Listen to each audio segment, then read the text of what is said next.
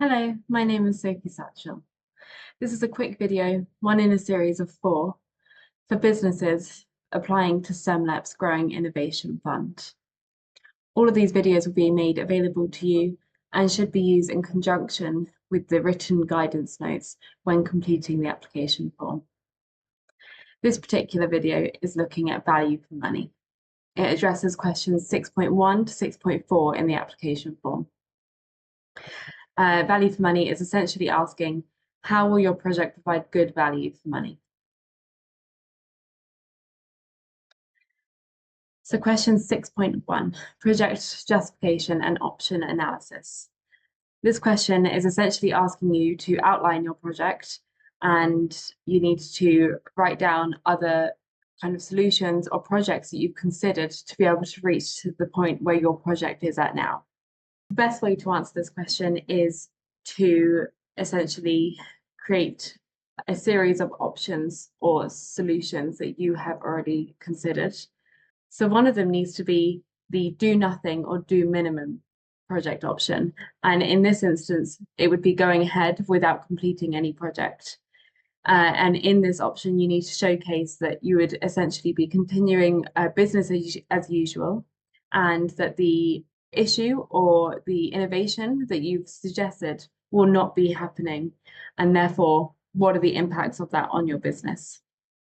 It may mean that there won't be more revenue in the future, or that a particular issue will not have a solution to resolve it at this moment in time.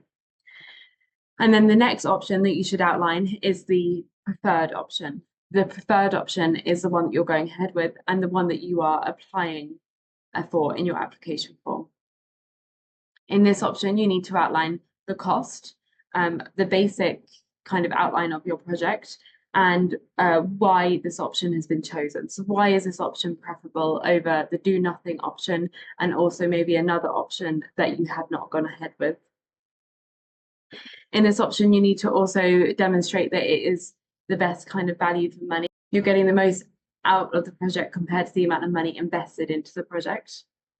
And then the third option that you need to address is an option that was discounted. So usually this option is it would lie somewhere between the do nothing and your preferred option. So it would be a slightly scaled back version of your project. Or alternatively, it could be a project that is larger than your suggested project, and so therefore would require more money and more resources to complete.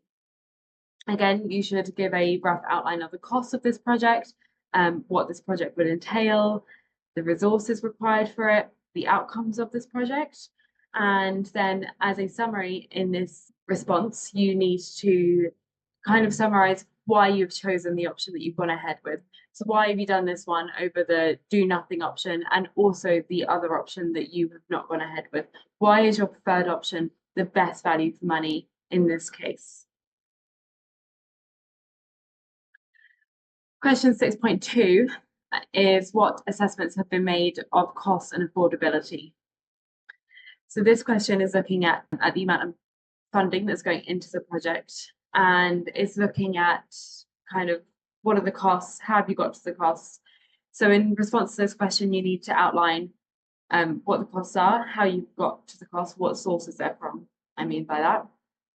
And also you need to address, is the project scalable? Looking at your project, is there any way that it could be carried out at a lower cost of money? So can the project just be run but in a smaller size? So therefore maybe the outputs and outcomes won't be as high as what you're suggesting right now, but is it possible that your project can go ahead with less money? Or alternatively, if you acquired more money, would the project be able to go ahead as a larger project? And would this generate more outcomes and outputs? Is that necessary? And then the other aspect of this that you need to answer to is, have other funding sources been ruled out? So this is looking at funding sources which could come from a private source, such as an investor or your own business. Is your business able to fund this project? And it can also be looking at other public sources of funding. So one similar to the Growing Innovation Fund, or other funds that may be available from the LEP near you or councils near you. So with this, you just need to say if there are some available at the moment, Have you considered them? Why is a growing innovation fund the best for you? Question 6.3. Has a cost benefit analysis and other value for money analysis been undertaken, and what are the results of these? This question sounds quite complicated, but don't worry, it doesn't have to be. So this question is basically asking, how valuable is your project? In other words, for every pound that's invested into your project, how much money is going to come out of that? This could be in kind of revenue terms, but it could also be like, what other value does your project add to your company, to the community, to the town that you're in, etc. This question is going to ask you to calculate a benefits cost ratio. A benefits cost ratio is a calculation that represents the benefits from the amount of money invested into the project. This is a calculation that you don't have to do it yourself. It's done on a Excel sheet, which is attached into your application forms.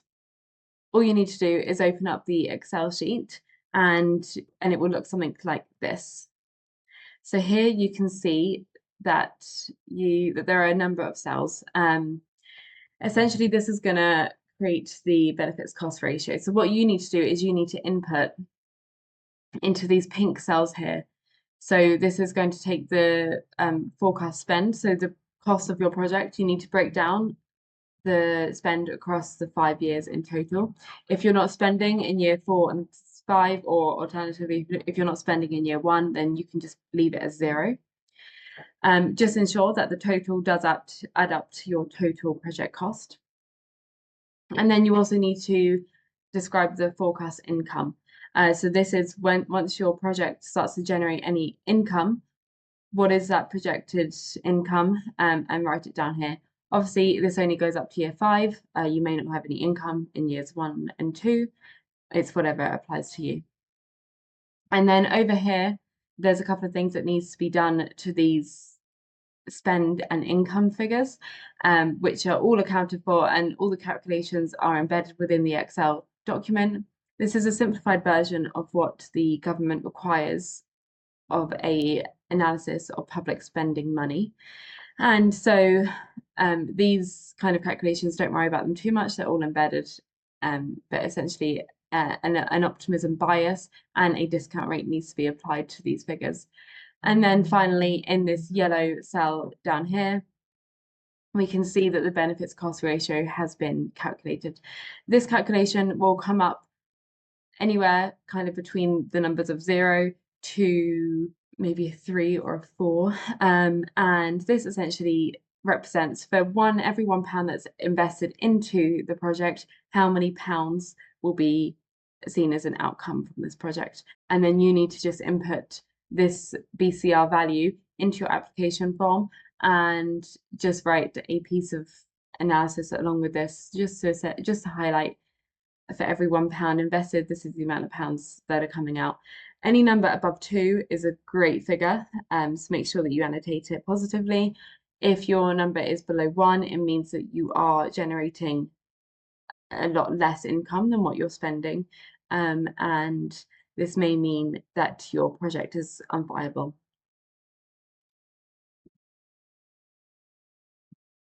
And question 6.4, are there any relevant commercial considerations? So this question is asking, does the project offer any potential to generate a commercial return to pay back the investment? Here you're required to produce a 1, 2, 3, 4, 5, and a 10-year forecast on your income based off the project. And this question is essentially asking, can the project pay back itself? It looks great if the project can pay back itself. Here you don't need much explanation, so don't worry about that too much. Just give your forecast income figures and explain whether the project has the potential to pay back itself. And based off these numbers, you can then say how many years it would take for your project to pay back itself over that period of time. And that's it. If you have any questions, please do get in touch. Go to giftgrants@semlep.com. Someone will be in touch with you very soon, and best of luck with your application.